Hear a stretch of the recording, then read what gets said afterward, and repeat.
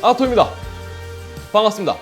제가 랩탑 리뷰했던 것 중에 가장 기억에 남는 게 아직까지는 레이저 블레이드를 처음 리뷰했었을 때였던 것 같습니다. 많은 노트북 중에 유독 기억에 남는 이유는 이 고성능 스펙에 그러면서도 얇고 심플한 디자인, 그리고 기억에 남을 수밖에 없었던 쿨링 성능 때문이었습니다. 그래서 레이저 블레이드는 언제든 리뷰할 때마다 기대가 되고, 또 한편으로는 더 꼼꼼하게 살펴보고 싶어지는 것 같습니다. 오늘 리뷰할 녀석은 인텔 10세대 CPU를 탑재한 레이저 블레이드 15 베이스 랩탑입니다. 자, 일단 레이저 블레이드 랩탑은 15, 그 다음에 17 이렇게 있습니다. 거기에 베이스가 있고 또 어드밴스가 있습니다. 이 15과 17은 사실 사이즈의 차이가 있고, 베이스와 어드밴스는 스펙의 차이라고 보시면 될 것 같습니다. 자, 하지만 레이저 블레이드 랩탑 브랜드가 기본적으로 고성능을 추구하고 있기 때문에 베이스라고 해도 어지간해서는 타사 노트북 기준으로 봤을 때 꽤 고성능에 속하는 스펙을 가지고 있습니다. 자, 어드밴스로 넘어가면 스펙은 더 올라가죠. 물론 가격도 함께 아름답게 올라갑니다. 결국 그렇게 따지면 레이저 블레이드에서는 15 그리고 베이스 모델이 가장 접근성이 좋은 모델 라인업이라고 볼 수가 있겠죠. 네, 제품 패키징은 굉장히 심플합니다. 어댑터가 있고 그리고 케이블이 있는데요. 이 제품이 국내 미출시 제품이다 보니 케이블이 굉장히 아메리칸스럽게 왔습니다. 예. 괜찮습니다. 케이블이야 그쵸, 바꾸면 됩니다. 블레이드 디자인은 볼 때마다 정말 개인적으로 저는 상당히 마음에 듭니다. 이 상판에 있는 레이저 로고도 그렇지만 디자인이 전반적으로 굉장히 깔끔하죠. 이 상판을 들어올릴 때도 들뜸없이 무게 밸런스가 굉장히 잘 잡혀 있는 것을 확인할 수가 있습니다. 자, 제품의 무게를 측정을 해봤습니다. 제품 스펙상으로는 2.1kg으로 기재되어 있는데요. 실측을 했을 때 2.125kg으로 측정되었습니다. 차이가 없네요. 자, 블레이드 랩탑의 특징 중 하나가 성능 대비해서 이 전원 어댑터가 작은 게 특징인데요. 이 어댑터의 길이는 17cm, 폭은 7cm, 두께는 2.5cm로 측정되었습니다. 어댑터의 무게는 0.579kg으로 측정되었고요. 전원 케이블까지 챙긴다면 대략 한 800g 정도 된다고 보시면 될 것 같습니다. 그러니까 랩탑과 전원 어댑터 그리고 케이블까지 모두 챙기면 한 3kg 정도 된다고 보시면 될 것 같습니다. 예, 제품의 두께는 스펙상 2cm로 기재되어 있습니다. 실측 기준으로는 2.1cm 정도가 나옵니다. 그러니까 오차 범위 수준으로 보시면 될 것 같습니다. 이 상단 패널은 5mm 두께로 굉장히 얇은 두께를 가지고 있습니다. 하단 본체부는 15mm 정도로 하단부 역시 스펙을 감안하고 보더라도 굉장히 얇게 제작된 것을 확인할 수가 있습니다. 이 디스플레이는 15.6인치 3840-2160 해상도를 지원하는 4K OLED 디스플레이가 적용되어 있습니다. 이 주사율은 60Hz를 지원하고 응답 속도는 1ms의 값을 가지고 있습니다. 자, 고릴라 글래스로 마감되어 있는데 내구성은 굉장히 좋아진 반면에 안티글레어 처리가 되어 있지 않아서 빛 반사에 취약한 단점이 있습니다. 이 디스플레이 상단에 1메가픽셀의 웹캠과 함께 어레인 마이크가 장착되어 있고요. 본체 하단 쪽은 좌우로 스피커가 자리 잡고 있고 우측 상단에 전원 스위치가 있습니다. 그리고 키보드와 터치패드가 자리합니다. 디자인적으로는 굉장히 밋밋하게 보일 수도 있는데요. 오히려 이 심플한 디자인이 블레이드의 특징이라고 이야기할 수 있을 것 같습니다. 키보드는 레이저스러운 크로마 RGB가 적용되어 있습니다만 이 녀석은 이 싱글존 RGB 방식이라서 화려한 이 크로마 RGB 효과를 기대하셨다면 약간은 실망스러울 수도 있을 것 같습니다. 이 터치패드는 굉장히 실키한 느낌을 주는데요. 마이크로소프트의 프리시즌 터치패드가 적용되었고 표면은 글라스 처리가 된 터치패드가 탑재되어 있습니다. 키보드는 펜타그래프 방식의 키보드가 탑재가 되어 있습니다. 안티 고스팅이 적용되었고 타건감은 정말 펜타스러운 타건감이라고 말씀드릴 수 있을 것 같네요.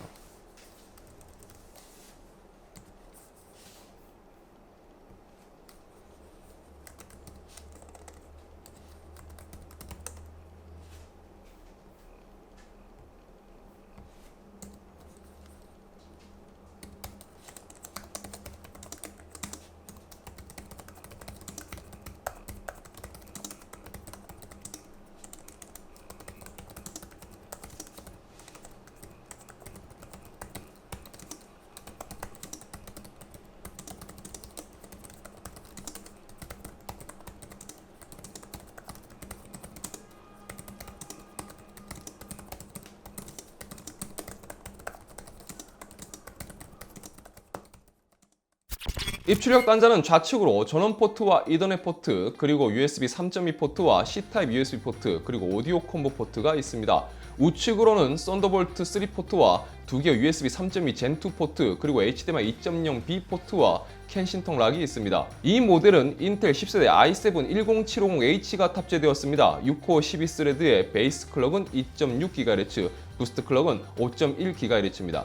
메모리는 DDR4 2933MHz 16GB, 스토리지는 512GB 용량의 M.2 SSD가 탑재되었습니다. GPU는 RTX 2070 Max-Q가 탑재되었습니다. 기가비트 이더넷과 와이파이 6 그리고 블루투스 5.0도 지원합니다. 일단 스펙은 상당히 고스펙입니다. 아쉬운 점이라고 한다면 이 시점에서 왜 RTX 2070 슈퍼가 아닌 RTX 2070 Max-Q일까? 자, 그럼 제품의 성능을 체크해 보도록 하겠습니다. 우선 전반적인 시스템 성능 확인을 위해서 PC마크 벤치 테스트를 진행을 해봤습니다.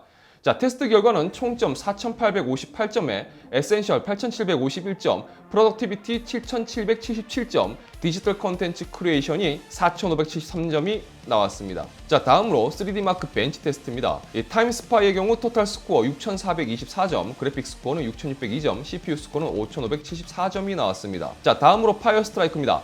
토탈 스코어는 14999점, 그래픽 스코어는 17674점, 피직스 스코어는 14571점, 콤바인 스코어는 7174점이 나왔습니다. 자, 다음은 CPU 성능 테스트를 위해서 시네벤치 R20를 확인해 봤습니다. 스코어는 2551점이 나왔습니다. 자, 여기까지 놓고 봤을 때 스펙상으로 보여줄 수 있는 딱 그 정도의 성능을 벤치에서도 보여주는 것 같다고 말씀드릴 수 있을 것 같습니다. 그리고 아마도 이쯤에서 궁금해하실 부분이 소음 부분일 겁니다. 이 3D마크 스트레스 테스트를 걸어놓은 상태에서 제가 소음을 측정을 해봤습니다.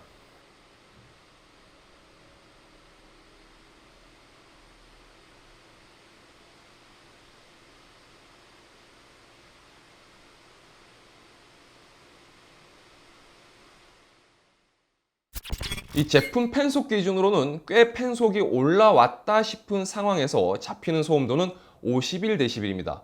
그러니까 이 녀석도 랩탑 기준으로 놓고 봤을 때는 굉장히 정숙합니다. 그리고 다음으로 프리미어 프로를 통해서 이 4K 영상 소스의 프로젝트를 로딩해서요, 간단히 체크를 해보고 렌더링 작업도 진행을 해봤습니다. 이 4K 100MB 비트레이트 영상 소스를 베이스로 하고요, 이 별도의 프록시 작업 없이 그대로 타임라인에서 작업이 가능했습니다. 물론 여러 가지 소스가 더해지고 효과라든지 이런 작업 등이 추가되는 시기의 그런 과정을 거친다면 부하도가 높아지겠죠. 그러면 아무래도 전반적으로 무거워지겠지만 기본적으로 촬영본을 베이스로 하는 간단한 브이로그 등의 편집은 크게 문제없이 편집할 수 있는 수준으로 보시면 될 것 같습니다. 또 4분 31초대 영상을 H264 코덱으로 CBR50 세팅으로 해서 하드웨어 렌더링을 진행했을 때 3분 17초에 렌더링을 끝내는 것도 확인할 수가 있었습니다. 그러니까 이 정도면 휴대하면서 영상 편집용으로 사용하기에도 전혀 문제가 없다고 볼 수 있을 것 같습니다.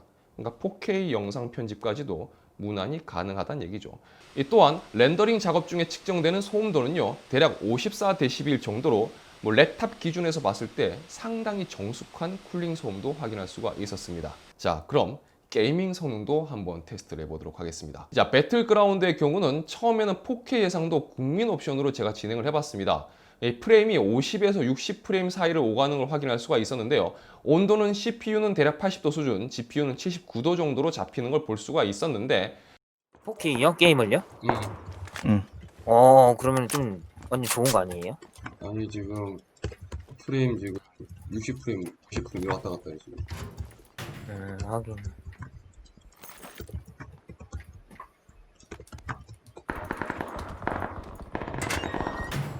확실히 게임은 4K는 아니야. 아무래도 플레이하기에는 뭔가 좀 자연스럽지 않아서 FHD 대상도로 낮춰서 진행을 해봤습니다. 이 FHD 국민 옵션으로 설정할 경우 배그는 화면에서 보시는 것처럼 평균 124프레임 이상 나오는 것을 볼 수가 있습니다. 이 CPU 온도는 85도 정도, GPU 온도는 79도 정도로 쿨링은 상당히 잘 되고 있는 것을 확인할 수가 있었고요. 테스트하면서 치킨까지 먹어보려고 했는데요. 되게 형 아직 못 찾는 것 같은데.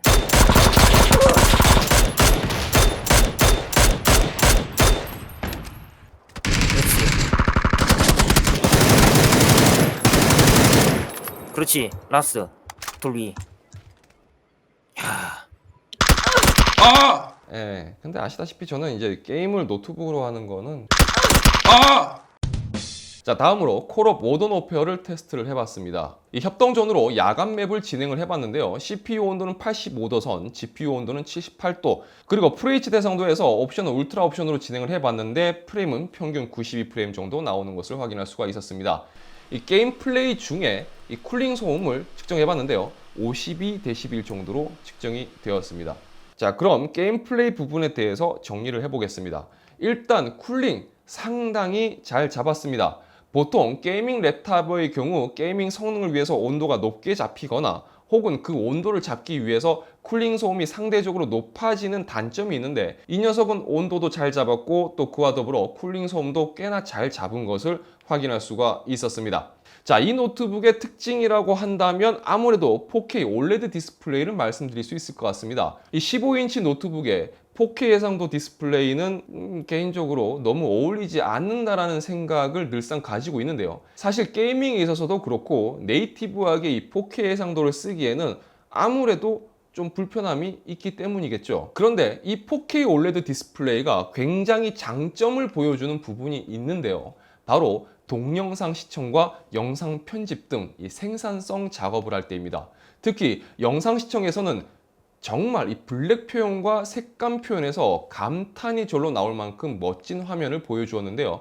시야각도 상당히 우수하고 또 4K 소스의 영상과 HDR 소스의 영상 재생 시에는 진짜 두말할 필요 없이 아주 훌륭한 시청 경험을 제공해 주었습니다. 자, 그렇다면 디스플레이의 성능은 어떨까요? 분석기기를 통해서 테스트를 진행을 해봤습니다. 자, 색역 기준으로 sRGB 100%, 어도비 RGB 95%, DCI-P3 100%, NTSC 93%의 말도 안 되는 높은 색역대가 체크가 되었습니다. 제가 볼 때 sRGB는 일단 120% 이상일 것 같은데 측정기기의 이 표기 한계상 100%로만 나온 것 같고요. 그리고 DCI-P3 100% 색역대는 제가 정말 처음 본 것 같은데 진짜 색역대만큼은 미친 것 같습니다. 그리고 디스플레이 기본 감마 값은 2.2 기준값을 가지고 있고요. 디스플레이의 밝기는 최대 440칸델라로 랩탑 디스플레이 기준으로 봤을 때 엄청나게 밝은 디스플레이인 것을 확인할 수가 있었습니다. 자, 색상 정확도 역시 델타 E값 기준 최대값이 3.12, 최소값이 0.59, 평균 1.77로 디스플레이만큼은 어마어마한 녀석이 탑재되었다고 보면 될 것 같습니다. 자, 마지막으로 랩탑 내부 확인 및 확장성에 대해서 알아보았습니다. 블레이드는 그 후면 나사를 별 드라이버를 통해서 쉽게 떼어낼 수가 있는데요. 후면 패널을 보면 상당히 얇고 또 써멀 패드가 부분 붙어 있는 것을 볼 수가 있습니다.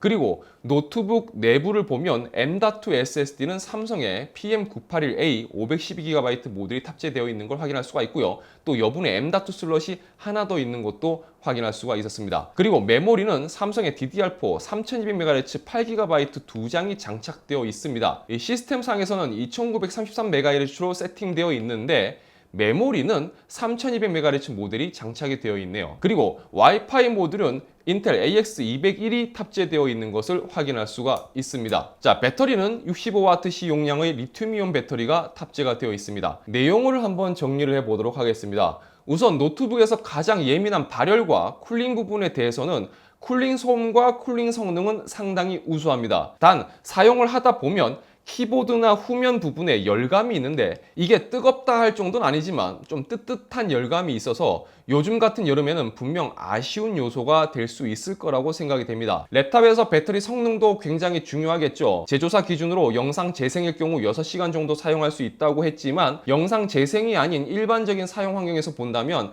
많이 쓴다면 한 3시간 정도 사용할 수 있다고 보시면 될 것 같습니다.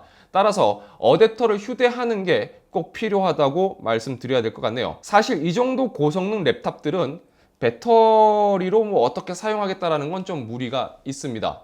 전반적으로 정리를 해본다면 이 랩탑은 게이밍보다는 생산성에 강점을 가진 랩탑이라고 볼 수가 있습니다. 게임성은 성능으로 인해서 따라오는 부수적인 성격이 강합니다. 가볍게 휴대하면서 그래픽 디자인 및 영상 편집을 목적으로 하는 분들에게는 상당히 매력적인 제품이라고 생각해 볼 수가 있을 것 같습니다.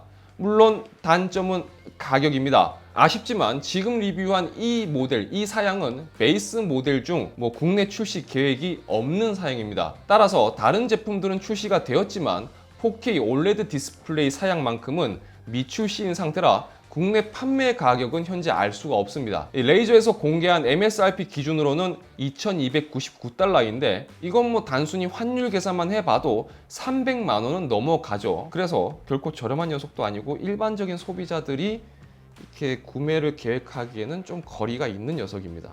그렇다고 해도 필요한 분들에게는 메리트가 있을 수 있는 제품일 거라고 생각됩니다. 근데 사실 저는 개인적으로는 이 제품, 이 사양이 출시가 되었으면 좋겠습니다. 특히 저처럼 이렇게 영상 편집이라든지 이런 생산성 작업을 주로 하는 사람들한테는 굉장히 메리트 있는 녀석인 것 같습니다. 자, 오늘 영상이 여러분들의 다양한 제품 관련 정보 습득에 아주 조금이라도 도움이 되었길 바라면서 영상이 유익하셨다면 좋아요와 구독 그리고 알람 설정 부탁드리겠습니다. 저는 다음 영상에서 다시 인사드리도록 하겠습니다. 시청해주셔서 진심으로 감사합니다. 지금까지 아토였습니다. 감사합니다. 자, 랩탑 리뷰가 갈수록 힘들어지고 있습니다. 아주 힘들어요. 그리고 영상 길이도 엄청나게 길어지고 있습니다. 하나하나 따지고 확인하고 체크하고 뭔가 이 리뷰의 난이도가 점점 올라가고 있는 것 같은 느낌이 듭니다. 이게 꽤 힘드네요. 자, 그러다 보니까 영상 길이도 길어지고 있고 이게 이래서 될 문제인가 싶긴 한데 그래도 뭔가 정확한 정보가 전달이 된다면 그것도 그거대로 충분히 의미가 있다고 생각이 됩니다. 그렇죠. 어쨌든 긴 영상 끝까지 봐주셔서 진심으로 감사합니다. 고맙습니다.